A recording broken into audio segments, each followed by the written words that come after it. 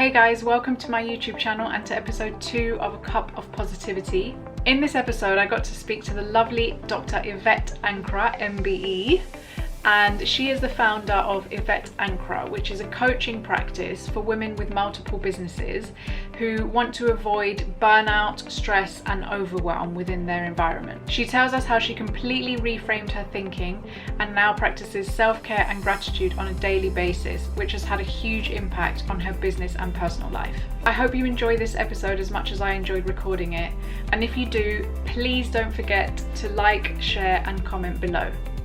Bye. So hi, thanks for joining me. Welcome to A Cup of Positivity. I have the cup. That's lovely. I was just about to say, what tea did you have? Did you bring your tea? English breakfast. This is my first cup of tea of the day. Oh, good. I've got a herbal tea today. I'm trying to be good. This is my first tea, so I thought I'd save it and have it with you. Otherwise, I'd have to have I tend to stick about 2 cups of tea a day of this tea, and then I fill it up with herbal tea. And that mug is so cute. Was that a gift or? It was a gift from my son. Oh, so. That's lovely. How old is your son? He's 8. Oh, how cute. I've got this mug that I bought at a charity event, and the event was for a charity called PIP. And they provide opportunities for people with learning disabilities. Mm-hmm. And so what happened is the children created some artwork, and then the artwork was printed on the mugs. Oh, how cute. So I really love this mug. Yeah, it's super cute. But yeah, that's the story. That's the story behind mine. Yes, I've got a few mugs, but this one's quite large, so I like this one. It was actually part of a hot chocolate set. So like a little whisk and marshmallows. So yeah. He bought me that as a gift, and I had it in the cupboard for ages. So actually, I'm going to use this. It's actually a big cup of tea. Yeah, it does look nice. It looks lovely. Well, it's really nice to meet you. We've only spoken on the phone. Yes. I have been watching a few of your videos online and reading through your website, but it's nice to actually see your face and be able to interact with you. So before we start the interview, I actually wanted to do some get to know you questions, if that's okay. Yeah, of course. Okay, so firstly is, do you have a nickname? So maybe I'm going to intro you anyway, but let's do your full name and then your nickname. I don't really have a nickname per se. Okay. So I use kind of, in terms of business, I use the recovering overachiever. Yes, I've seen that a few times. So I use that. I don't really have a nickname. Yeah, my family kind of just tend to call me Yvette. Oh, okay. Okay, so if you had to eat one meal for the rest of your life, what would it be? Oh, for the rest of my life. It would most likely be one of my favourite Ghanaian dishes, which is fufu, which is a sticky, what's the word? It's made from farina and pounded. You can make it from pounded jam, pounded plantain, and it becomes a sticky kind of pulp. And so it's you dip it in something called peanut soup. So, which is a soup with onions, chilies, tomatoes, chicken. I like it, and then tomato, and then peanuts, and it's a thick soup, and it's one of my favorite things. It's my comfort home food, and it's gorgeous. And I haven't had it in ages actually. I've just made me think of where I should make it this weekend. But yeah, it'll probably, to be honest, my favorite food is usually my comfort home food, which is usually Ghanaian food. Yeah, I mean that does sound amazing actually. But what did you say it was called? The dish? It's fufu with peanut soup, but that's in Twi, it would be in Katia in Kwan, because in Kwan it's a soup and in Katia is peanuts. Katia. Which I probably pronounce completely awfully because my Twi is abysmal. Okay, so what or who makes you laugh the most? Well, probably my son actually. He's quite funny. Yeah. I think kids generally are they say the funniest things, don't they? Yeah, he's quite hilarious, but he's also quite, sometimes he comes up with stuff and you think he's this little old man, like really wise, profound things that me and my husband were like, actually, we didn't actually think about that. It's like, yeah, the kid's right. So yeah, he can be quite funny. So he'll ask us a question, and my husband will then go into this deal and goes, I just asked for this. I didn't want a full lecture or a history lesson. I'm like, okay, cheeky. But yeah. Yeah, that's cute. Look at my son. He's funny. Yeah. Oh, and then what is your biggest fear? Probably anything happening to my son. Yeah. That's probably it. It's not me, it's my baby. Oh, what's your son's name? His name's Ethan. Oh, that's a nice name. And Ethan was the wisest man before Solomon, so it's a biblical name. Yeah. And Ethan was a poet, a writer, a musician, everything. He was this really cool guy who was the head honcho before Solomon came on board. So it's wise and stubborn. Is he quite creative as well then? Yeah, he plays drums, guitar, writes, bit dramatic. Where do you think he gets that from? No, I'm not saying anything. Okay, we'll leave that one there then. Yeah, my husband has sort of, he looks more like my husband, but his personality is more like me. Yeah. So. Okay. And who is your hero? Hero. I don't say I have one, but I would also change that to heroines. And I'd probably say a lot of the women in my life. I come from a long line of powerful, amazing women, and their histories are really interesting. And I think the things that they've gone through, it's not just necessarily celebrities and things like that. It's the women that I see on every day who have made things amazing. Yeah, I think for me as well, it's my mum. Yeah. So yeah. So it's my mum, my grandma, my aunts. It's those people. It's not necessarily the celebrities. Yeah, for sure. So yeah. Okay. So my son's running in and out of the kitchen at the moment. Oh, bless him. That's I'm just like, okay. He wants to be involved. No, he wants snacks. Oh. Okay. What would you sing at a karaoke night? One, I don't do karaoke. That's the first thing. Neither do I, but I wanted it to sound more creative than what's your favourite song? Yeah.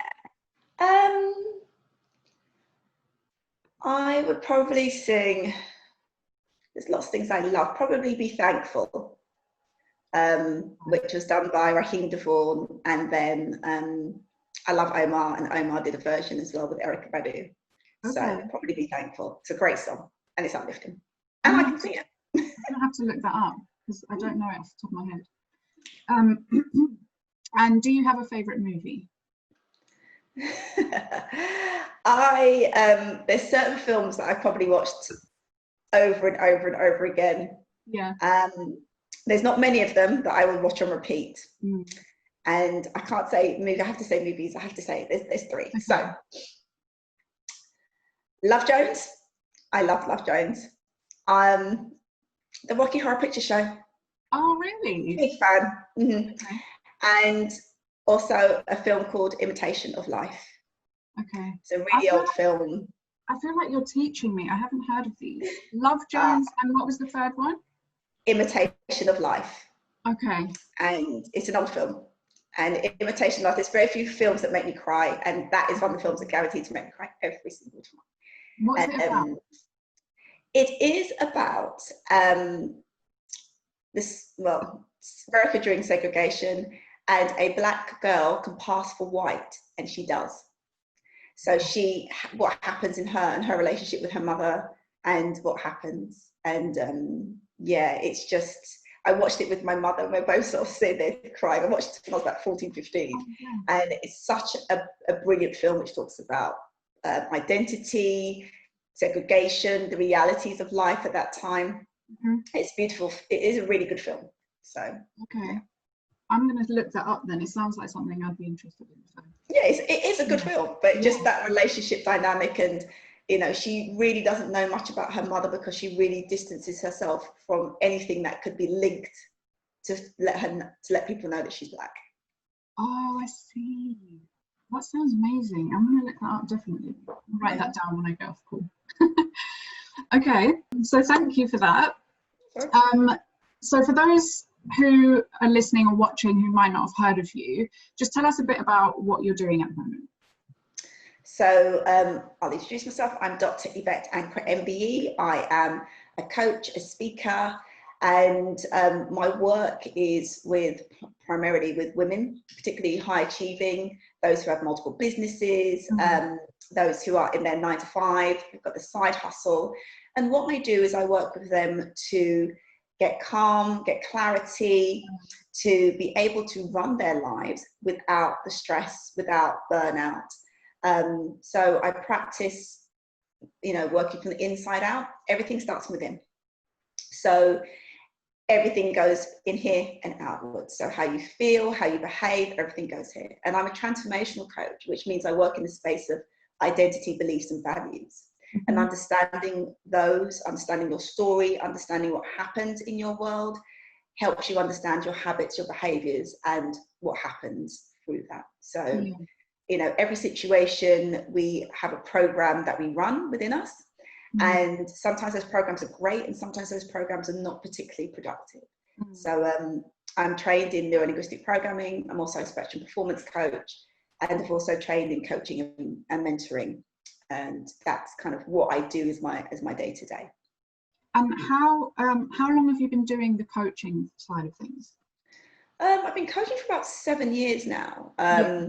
I began as a consultant, and I was one of these people that people kept coming to. They kept coming to me to ask questions and coming to me for stuff. So in a way, I was kind of blurring some of those lines across my career, and I decided to actually bother to invest in the training and become a coach. Yeah. And then, so what led you to becoming a coach to start with? It was working with the different women that I had met. So I changed my branding about 15 months ago. My first company was called Ankrah Associates, which I ran for about 10 years. And I was primarily working with small organizations as well. And when I moved out of London, when I was pregnant with my son, I wasn't able to get back in and work with the groups I was working with because I was a bit of a commute, small child. And then what happened was I started going to mother and baby groups. As my husband said, go and meet people. I'm like, why? He's like, no, I think because okay, right. So off I went to these mother and baby groups. And I met lots of women who had ideas for business or who had businesses and nobody knew about them. Right. So what I decided to do was translate the work I'd been doing with the smaller organisations, which were mostly arts-based organisations, to these women. So I sort of tested some things first and then built a program. And it was much more business focused and business coaching. And then over the years, my business evolved, I evolved, and I realised that what was stopping a lot of these women moving forward was some of their beliefs, some of the mindset work. So I brought some of those techniques in, but I hadn't gone all in with that. So 15 months ago, I made the decision to change the branding completely. I went off and did more training and really invested into that work so that I could really help these women push past these blocks, because there's no point giving people lots of programs and ideas for things because they start doing it and then something happens and they stop. And the same thing happens again and again. It's like, hang on a second, we need to do something about this so we can change the dynamic. So that's when I said, right, we're going to do a lot more of that work because it's getting better results, more long-lasting results, and it's helping people move their businesses forward a lot quicker. So that's the kind of journey to here. Yeah. And I was also reading about the fact that you've been through a period in your life where you were actually completely burnt out and it was causing you health issues. Can you tell us a bit more about that? Oh yes, I've been burnt out several times. The first time I burnt out was in my 20s. I was working in corporate, and it's one of those things where on paper your life looks good. You're earning the money, you're doing the job that people think is really glamorous, but you're working 12-hour days, you don't see your partner, you don't see your family. And I remember my mother calling me at work, and even though I lived at home, she didn't see me because she said, I haven't seen you in 3 days, so I'm gonna, you know, call you to see if you're still alive. So I ended up burnt out completely, quit my job, was lying in my grandmother's house in Ghana thinking, what the hell am I going to do with my life? That was the first time. And then what I did was continue the pattern. So I'd have the odd spa day, I'd have the odd weekend away and think, yeah, that's great, and go back to exactly the same behaviours I was doing before. And even quitting my job, moving to another job, I thought, okay, let's change the environment. It's the job, it's the job. Actually, it's not. Because what happens is you take you wherever you go. So the same thing happened, and then it happened again. So it wasn't until I started looking much more closely at my own behaviour, my own life, what was going on with me, that I made a huge difference. And those patterns lay the foundation for me to develop something called fibromyalgia, which is quite a painful health condition, which affects the muscles and causes fatigue. So you have extreme pain as well as extreme tiredness. It also causes memory issues. There's lots of different areas of your body that it attacks. For me, I had what they call fibro fog, where it affected my memory. I couldn't remember names of my family members. I would sort of style it by saying, yeah, so-and-so, introduce yourself to so-and-so. But it's because I couldn't actually remember their names. So, and that was bizarre.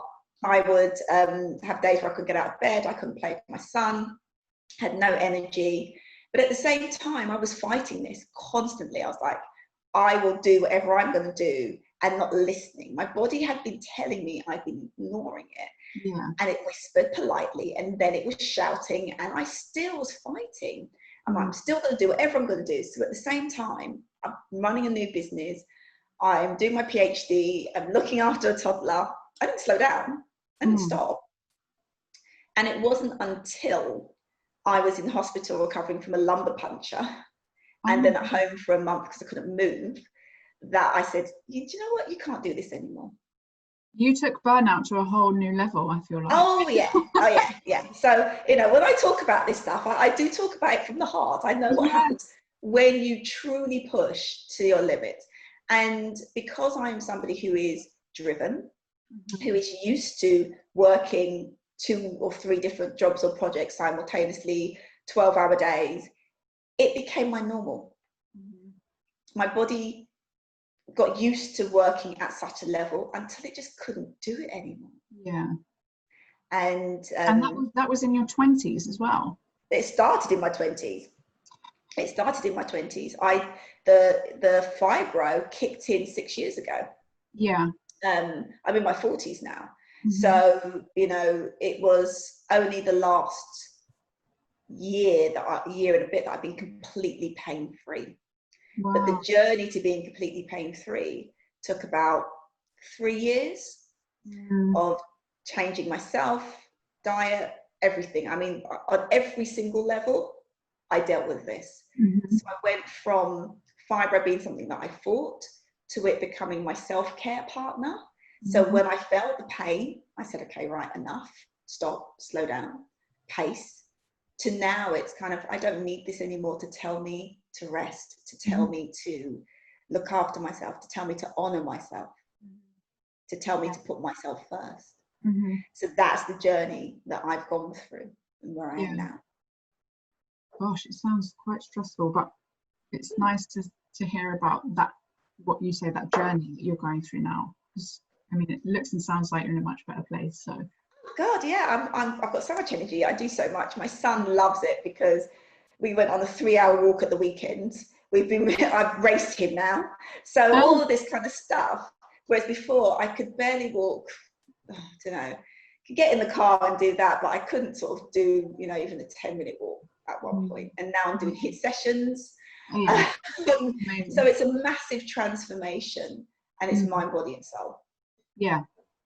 So when you say you made changes, is that routine changes, or, you know, you said health changes as well, so is that nutrition, just everything in general? everything. So I'm gluten-free and dairy-free. Okay. So I did that. That was one of the earlier changes I made. So nutrition I did earlier,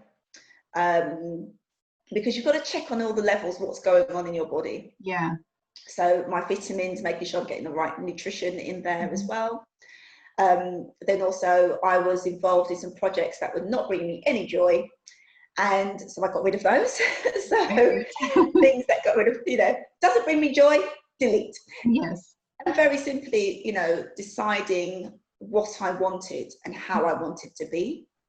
So making those decisions and looking at my business practices, looking at everything, my relationships with people, how I wanted them to be more productive, more healthy. So as I said, on every single level. And the exercise bit was the bit that came last because I physically couldn't do it. Right. And bringing slowly some movement and exercising and making the commitment to do that.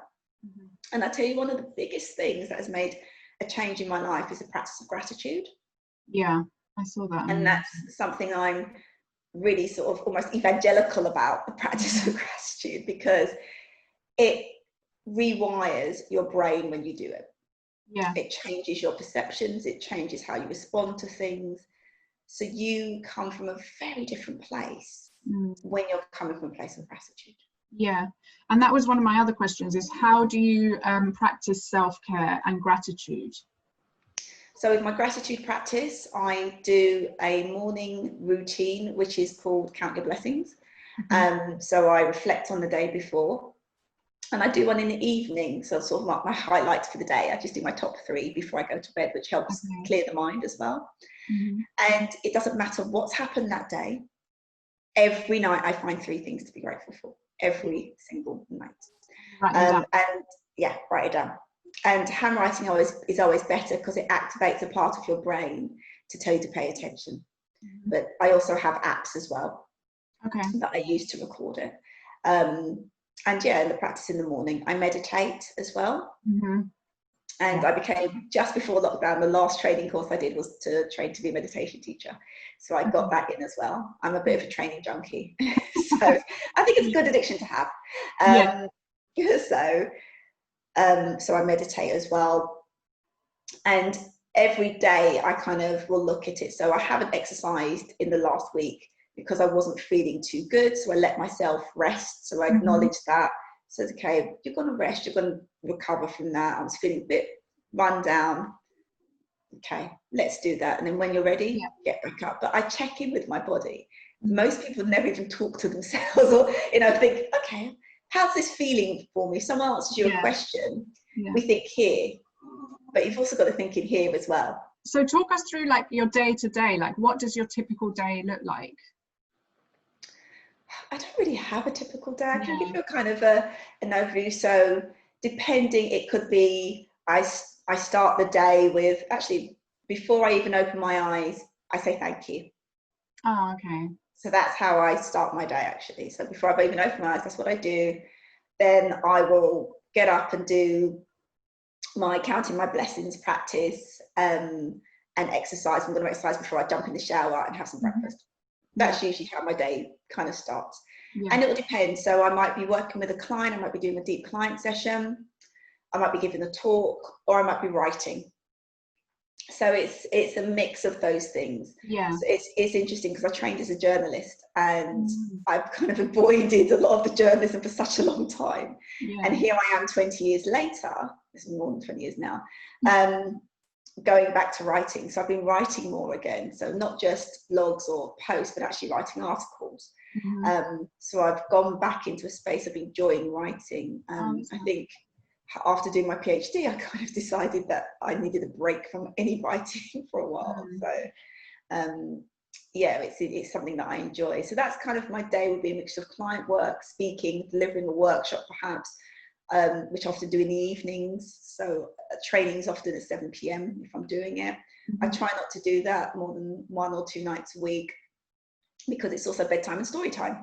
Yeah, fun. I love story time. I used to be a nanny. Sorry, that was a really random comment. So that was like my favorite thing, is to have story time with kids. But it's fun that, we still have that, even though my son's a bit older. The books have changed, Yeah. So we've just finished reading Harry Potter, the first Harry Potter, together as a family. Yeah. And so we've got book 2. We'll probably start that as the next book that we'll do. So it's chapter books rather than picture books. So it changes, but it's still, you know. And I was told off yesterday because they said you've missed story time 2 nights in a row now. Oh dear. So yeah. Oh, and so how do you set your goals both in terms of business and personal? Well, there's certain things that I've always wanted to do, really want to do, and I'm a big person for vision boards, but also action boards. So in my office, I have a vision board, and it has personal and professional in there. So I have that as my kind of, this year, I do one for each year. So this year, these are the things that I'm going for. So some of them will be financial, some of them will be experiences that I want to have, and some of it's the professional as well. So there's retreats on there, there's a TED talk on there. So yeah, so it's things like that. So I'll set that, but then I'll also look at, I do 90-day planning as well, so breaking it down and then having a tight month plan. So I've got a plan for June of what I want to see by the end of June, and then use that to work through. I'm not one to do loads of things on a given day, so I don't do more than 3 things on my task list per day. And I usually have 1 thing that I want to achieve by the end of that day, simply because it's not about being overwhelmed. It's about pacing it. And if you plan across a month, then you can be flexible. And, you know, at the moment, we've got a situation where, you know, my son's not in school, he's working from home, my husband is working from home, so I can't always guarantee what the day is going to throw up. So being flexible is quite important, and it's something that helps with resilience. Being able to flow and move and say, okay, right, I can do this today, and let things go. If you can let go, and if you plan over a longer period of time, it gives you the ability to do that far easier. Otherwise, you think, I've got to get it done, I've got to get it done, and you start rushing and stressing out about it.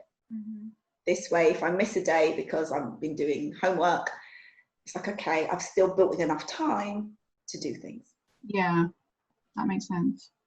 And then, I mean, me personally, I struggle a little bit with goal setting, and more importantly, if I have set a goal, how do you plan that out? Like, any tips on people who struggle with things like that? Definitely. So it's, how do you set the goal is the first thing. So when I teach goal setting in a particular way. So we start with the SMART goal, the specific, measurable, achievable, realistic, and time bound, or a variation of such theme. But then I go deeper. So I do deep goal setting. So you connect with the goal. You understand why it's important to you. You know, what happens if you don't do this thing? Yeah. But you go deeper into the goal. So often people say, I want to lose weight. Yeah. How much weight? By when? What's the reason behind it? And if you just said, I'll lose 5 pounds in the next month. Okay, that's the target and the goal. Why? Yeah. To fit to that dress. Okay. You probably might find that that's not enough of a motivator. What's the deep motivation? If the deep motivation is so that I'm not out of breath when I play with my kids. Yeah. So if you connect to the deeper reason of why you're doing that goal, you've got to be motivated by it, you've got to be committed to it. So with goal setting, set them out as a SMART goal, connect to the goal, write it down, handwriting, as I mentioned before. We've got something in our brain called the reticular activating system. And that process of writing activates it, because it tells your brain, pay attention, this is important. This is something that you want to remember. That process helps get it in there. Be accountable. If you can't do it yourself, get somebody to hold you accountable. Okay. And that's the thing. So it's how you goal set, how you connect to it, how you motivated by it. Because you'll find there's things that you want to do, you're like, I'm actually not that bothered about it. You have to really want it. You have to be bothered. You have to be connected.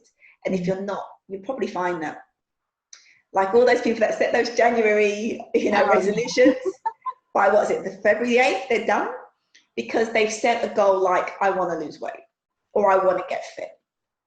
it's not specific. There's no real deep meaning to it. There's no boundaries around it. There's no commitment to it, which is why about 8% of people actually hit their targets from New Year's resolutions. Yeah. And tell us about as well your journey with studying for your PhD alongside having a baby and everything else that comes with that. Ah, yes, that. So the PhD took 10 years in the end. Wow. It wasn't supposed to. It was supposed to take maybe about 4. Mm-hmm.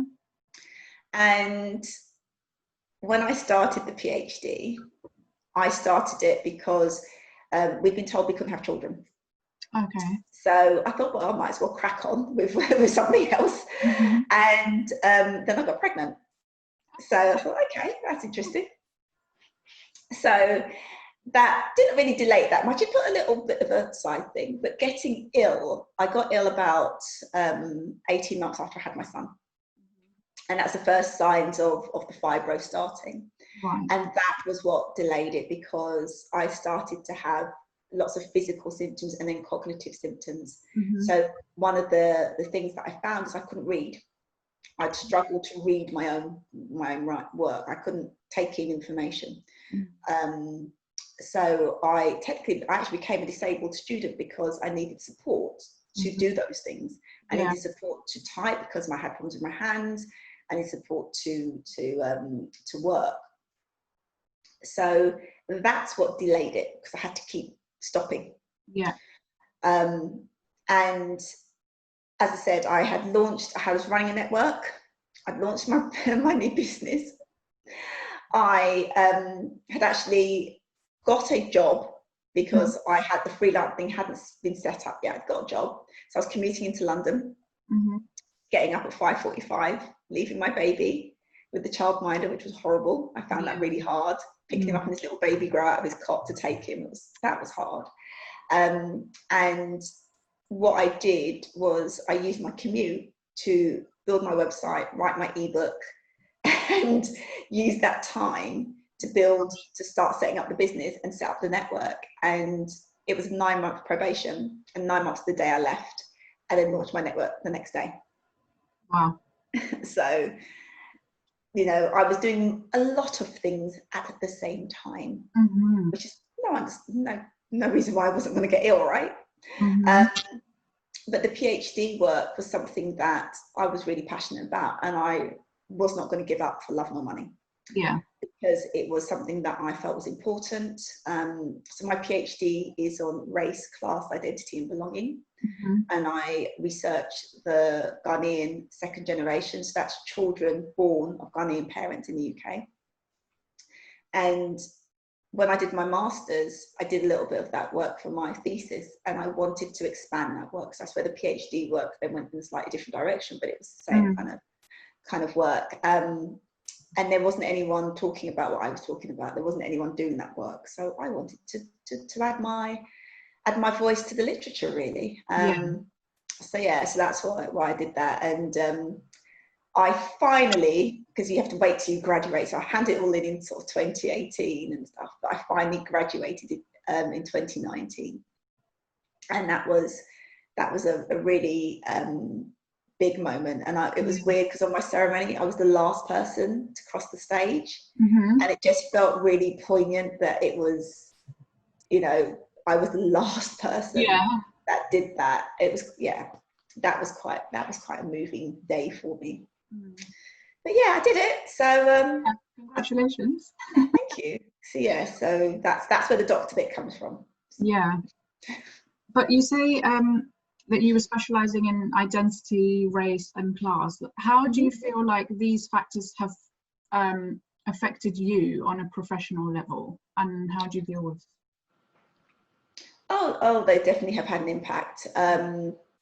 So I've had instances where people have definitely not been expecting me to turn up. Usually I look a shock on their face. Right. And often I've had experiences where people have spoken to me on the phone and met me and assumed I would be white. Which is another interesting one. I've had, my career has been quite interesting because I started off as I said, I trained as a journalist and I was writing for magazines when I was 16.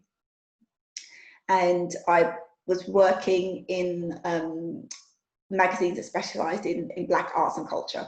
Yeah. And then went on to work in sort of press offices and in PR before I moved into business development work and the voluntary sector work as well. I did. But it was I've often been the only Black person in an organisation or at something. And yeah, it's been, you know, I have had some very upfront things at work happen and also some more subtle things at work happen.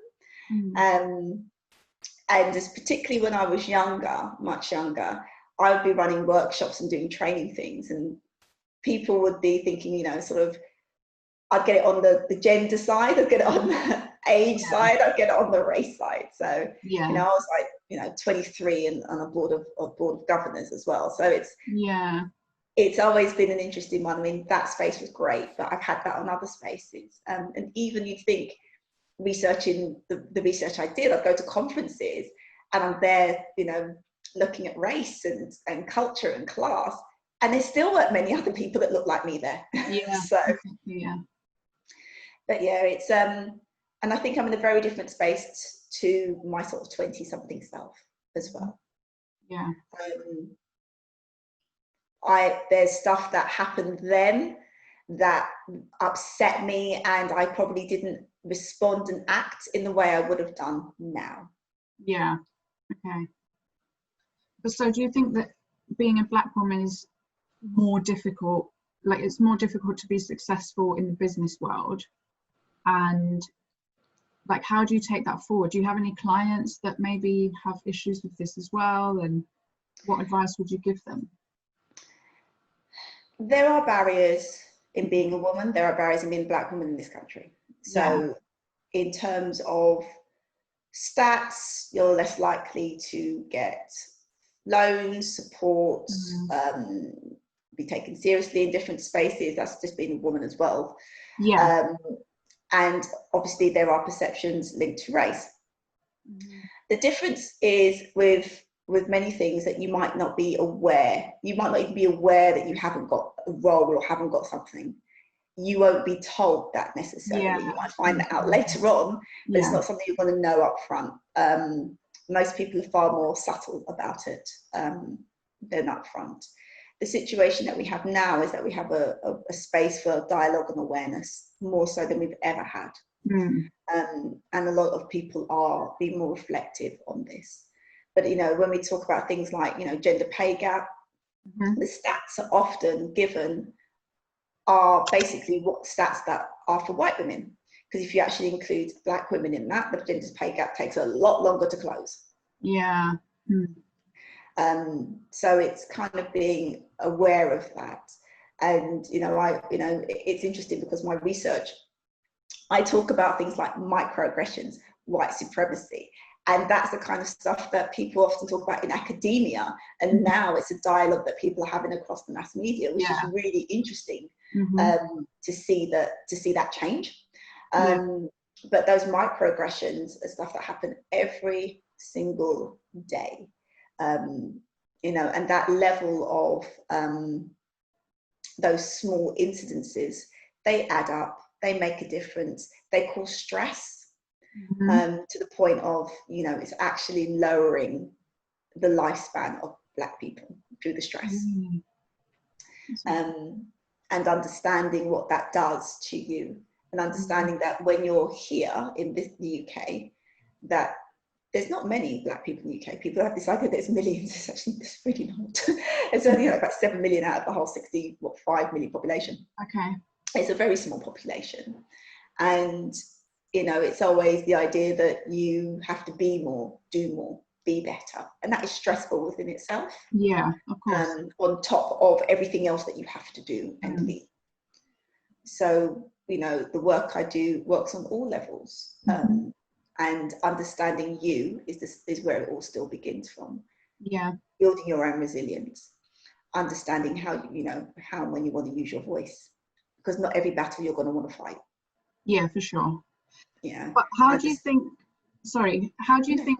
employers or business owners can do better Start by listening. Mm. Start by being aware.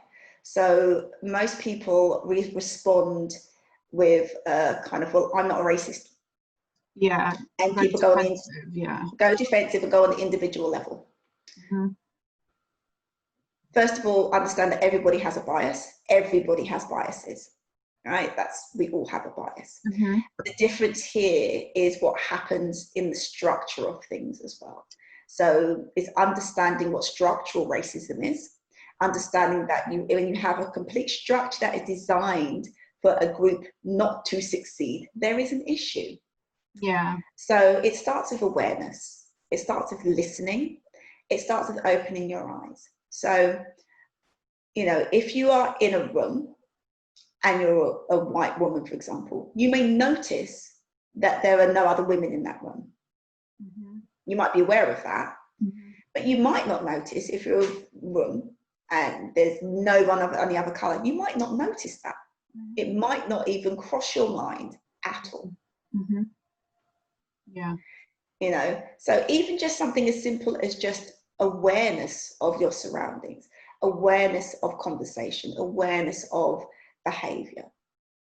And as an organization, when there's lots of people now that are jumping on this, we're supportive, but what does that support mean? Yeah. It's not about being performative. Mm-hmm. Have a look at your staff, have a look at your customer base, have a look at your board, have a look at your policies and procedures. Mm-hmm. How do they help support inclusion across the board? And if you are a company that is very happy to take money from everybody, you should be happy to serve and support everybody.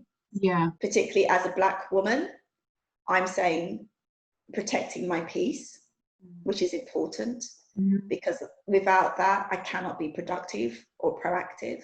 I'm looking at the practices that I've always done and will continue to do and how we move forward. And it's not about just speaking, it's about taking action. So what actions, if people really want to do something different, what actions are you going to take? What are you going to do differently from now on, now that you have this awareness? Yeah, exactly. And it's clear that you're an advocate for helping specifically women in business. And I saw on your website a little bit about Prowess Connect. Can you tell us a bit more about what that is and how you're involved?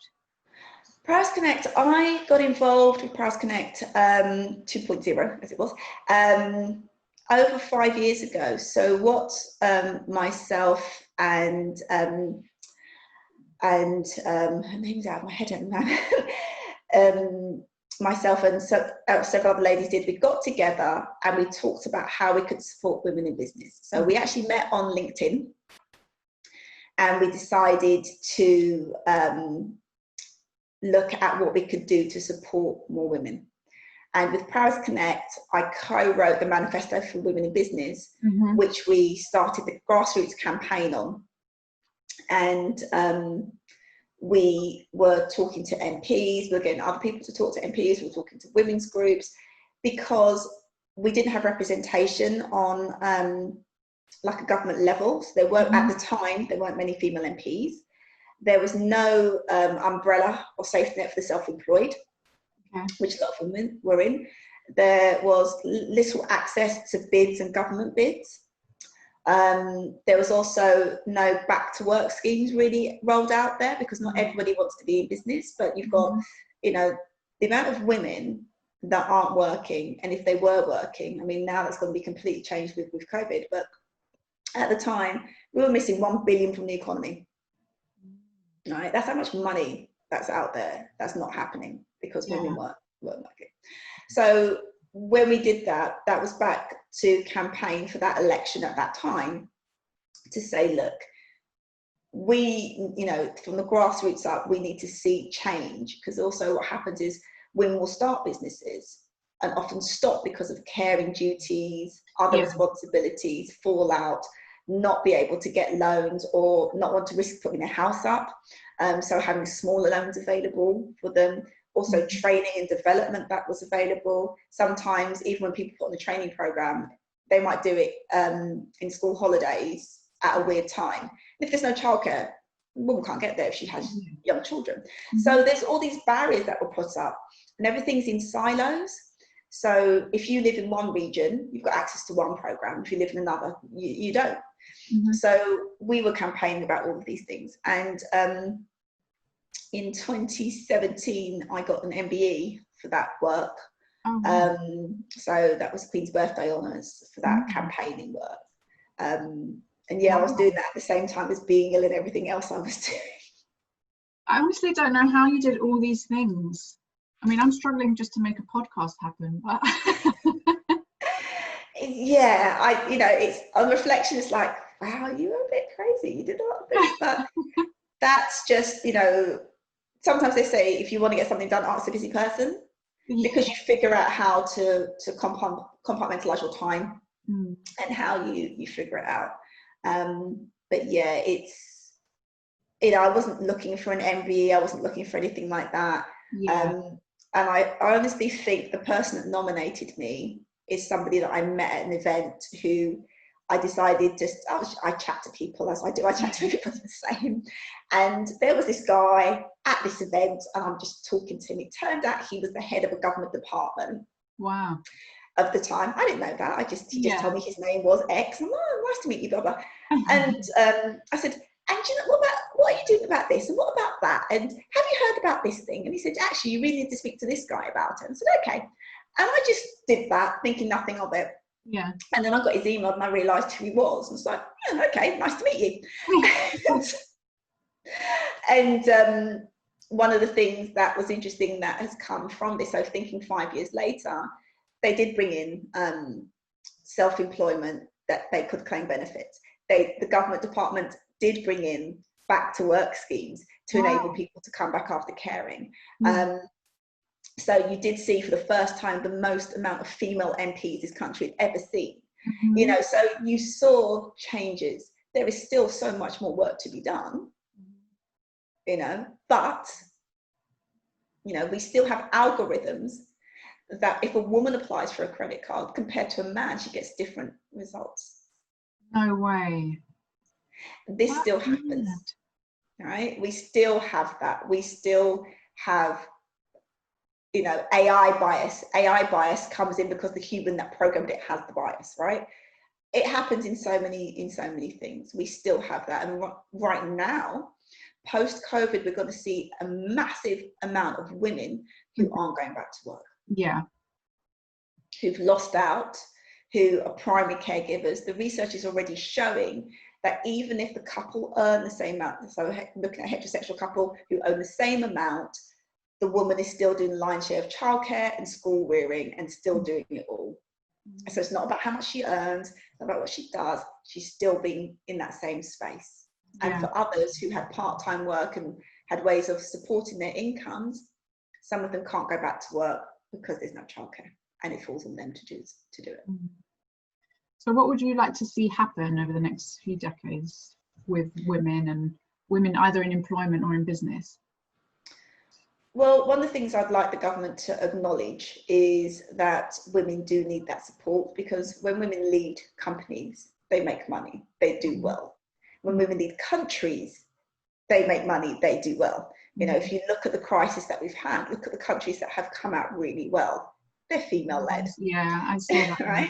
Yeah. So start looking at that, because also we even had a conversation that you heard, where Boris Johnson was asked how many women were at the table. It's like, well, how many women need to be at the table? It's like, well, if women aren't involved in the dialogue, and that's all women. Yeah. If all women's voices aren't heard, their stories aren't told. Yeah. So I'd like to see more diversity. I'd like to see more inclusion. I'd like to see more thought about how things are. And also, this is a really good time to change this whole 9-to-5 culture that we have, which doesn't work for anybody, right? No.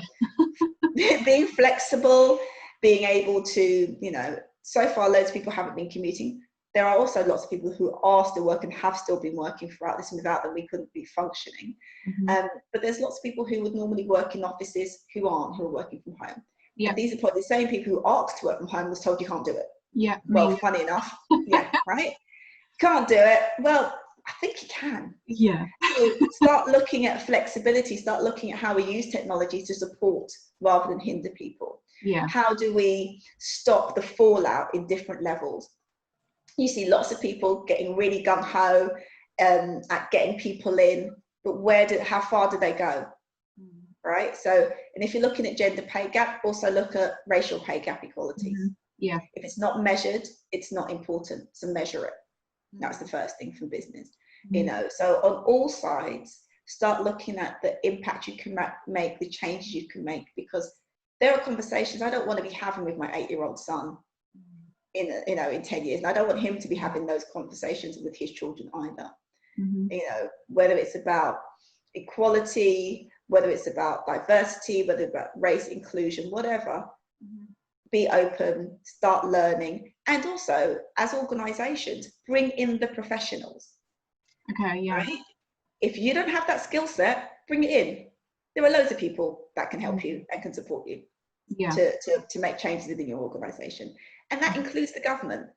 The government should use all the talents that are in this great country to help it move forward. Yeah. And sorry, just to go back to your coaching, what kind of what are the common issues that you get when you're working with individuals? Lack of confidence. Also, most of my clients are givers. Yeah. And they give to everybody apart from themselves. Yeah. And that giving leads to frustration, leads to overwhelm, leads to feeling unfulfilled. So those things. So my clients are often stressed out, exhausted, but still want to make an impact in the world. Yeah. I don't work with people who just want to make money. Yeah. Because making money is lovely, but to what end? Yeah. So there's usually a purpose beneath it. So it could be that they have projects that they want to invest in. It could be that part of their businesses employ, single mothers or women on low incomes and help them, boost, or work with, underrepresented groups so that they can be, economically empowered. So those are all different things that the clients do. So that's what I help them do. But they can't do that from a place of lack, from a place of stress, from a place of overwhelm. They can't shine and thrive if they are not, strong, resilient, fulfilled, and operating from that space themselves. Yeah, makes sense. And then I'm going to finish off with my top three. So I've created 3 questions which are top 3 tips. So the first one is, what are your top 3 tips for anyone dealing with mindset or confidence issues? Get support. Start thinking about what you do well. Okay. And if you're not sure what you do well, think about anything you've achieved and look at what you did to achieve it. Okay. So start doing that. The other thing is, if you've got any testimonials, thank you notes or anything like that, start collecting them. Because often we may think that we're not great or we're not good, and and brush off those things. But if people have said that to you, accept it, acknowledge it, and own it. Yeah. Okay. And what are your top 3 tips for people who want to make more time for self-care? Start by thinking the things that you love to do. What is it you love doing that makes you feel good, what makes you feel amazing? Do more of those. If you haven't done them for a while, start doing them again. And then tune in with yourself, connect with mind and body. Start talking to your body, start asking yourself what you need. And the simplest way to connect, and if you're not doing this, is just using your breath. Just focusing on your breathing, just as you breathe in, just feeling that going into your system, feeling your lungs expand, feeling your body move. As you breathe out, notice the temperature of the air. Just do a little bit of mindful settling into yourself. And your breath is something that you can do wherever you are, whenever you are, and people won't even notice that you're just doing that focus on your breath. It just gives you a chance to pause and to think about yourself. And, you know, then I'd say create a self-care plan. Actually get deep and start really looking at how you need to look after yourself. Okay, and then lastly, what are your top 3 books you would recommend? Okay, you know, the whole training addiction, the book addiction is also it's also similar. Oh, that's really hard. You mean in terms of mindfulness, self-care, or what kind of book? Yeah, maybe let's go for mindfulness. Okay. Oh God, this is so hard. Top 3. Time to Think is a good one. Time to Think is about thinking circles and thinking groups and allowing yourself space to process. And I use those techniques when I'm running group sessions. Okay. And it's quite important because it's also about being listened to. And so often we're never listened to. Most people are speaking to you and listening so that they can speak, but not listening so they listen to you. So that's a good one. It talks about that process, and it's quite a powerful thing just to let someone speak uninterrupted and just be heard. So that's there. There's another one by Rhonda Byrne. I don't know why the title's escaping my head at the moment. So she wrote The Secret, but she's got another book which, because I don't actually like The Secret. It's another book that I prefer. Trying to think of the name of it now. I don't know why it's gone out of my head. But this one's about looking at gratitude practices, looking at all of these different aspects of your life, and it's a program. And that one is really good. And when I remember it, I will find it and send it to you. Okay. But it is by Rhonda Byrne, so if you look it up, you'll find it. And I'm trying to think, what other books have I liked? Start with Why is a good one. Yeah. And as I said, when we're talking about goal setting, understanding why it's important to you, understanding your why is your motivation for everything. And when we do the inside out work, that's also the why. The why comes within, and then it goes out into the how and the what you do. Yeah. But you can't go the other way around. Yeah. You've got to go from the inside out. And that's the same with your why. It's why is something important? Why are you passionate? Why do you care?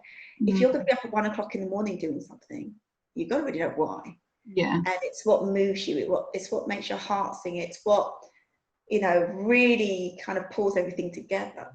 And knowing your why, my why is because I want to see sustainable businesses. I want to see women shining and thriving and changing the world through doing their thing. Yeah. That's my why. That's a great why.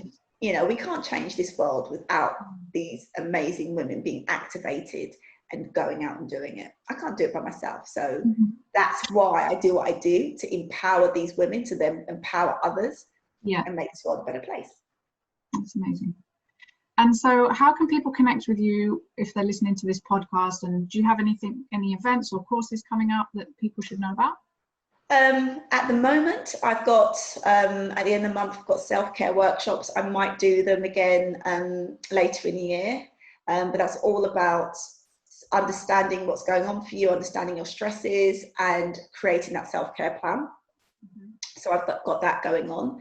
I've also got an online program, particularly aimed at the self-employed freelancers, small business owners, which helps them get clear, get calm, get focused, create 90-day plans. All the stuff that I talk about is done in an online program, an 8-week online program, which they can go through on their own. Okay. So that's available all year round so that people can access. And you can find me on LinkedIn under Yvette Ankrah, same on Facebook and Twitter and Instagram. And I also have a website, which is also yvetteankrah.com. Yeah. Okay, well, thank you so much. It's been amazing having you, actually. I've really enjoyed it. I had to skip through some questions because otherwise it would just be a 2-hour podcast. But Yeah, I've got to get my brain together for names and things. My brain's just kind of like slightly spaced out. So apologies for that. No, it's fine. But thank you so much. I might actually have a look at some of those courses for myself, because I think my self-care plan tends to go out the window. It comes and goes. So I really need to start making changes and habits that, you know, daily and weekly habits. Well, So, but that's actually what the course does. It allows you to be in a safe space, to connect with other like-minded women, and to have that time for yourself to examine, become aware, and then start to make those changes. Yeah. And it includes a lovely meditation at the end as well. Oh, that's good. All right, well, thank you so much. And I look forward to maybe seeing you again in the future. Definitely.